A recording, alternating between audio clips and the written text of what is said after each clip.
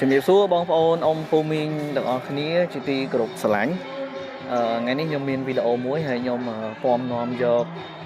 ពាក្យសម្ដីឆ្កែឆ្មាខ្ញុំពំនាំយកពាក្យសម្ដីឆ្កែឆ្មាហើយខ្ញុំផ្ញើជូនទៅកាន់បងប្អូនយើងមួយចំនួនដែលមានអត្តចរិតពាក្យសម្ដីនិងមាត់ជាឆ្កែឆ្មាបាទប៉ុន្តែក្នុងនេះប្រហែលជាអត់មានសម្លេងឆ្មាទេព្រោះមានតែសម្លេងឆ្កែមកទៅបាទឥឡូវខ្ញុំពំនាំយកសម្លេងឆ្កែឲ្យបងប្អូនស្ដាប់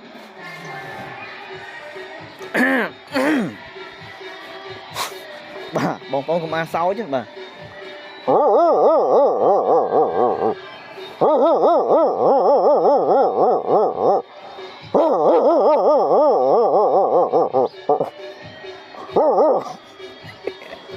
បាទបងប្អូន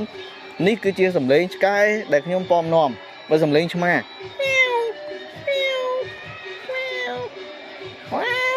តែវាមិនសូវដូចទេសម្លេងឆ្មាវាដូចសម្លេងឆ្កែ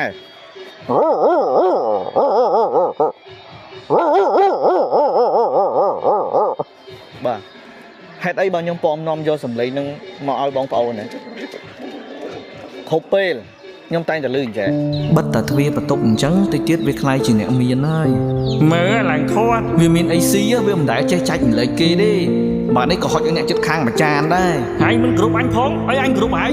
ហើយគ្រប់សិតអញខ្លះផងមើលភ្នែកឡើងសលេវបិទតែទ្វារបន្ទប់អញ្ចឹងទៅទៀតវាខ្លាយជាអ្នកមានគ្រប់ឆ្កែចិត្តខាងប្រចានដែរ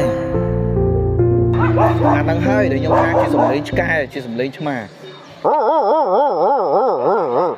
អញ្ចឹងអរគុណច្រើនជំរាបលាបងប្អូនអរគ្នា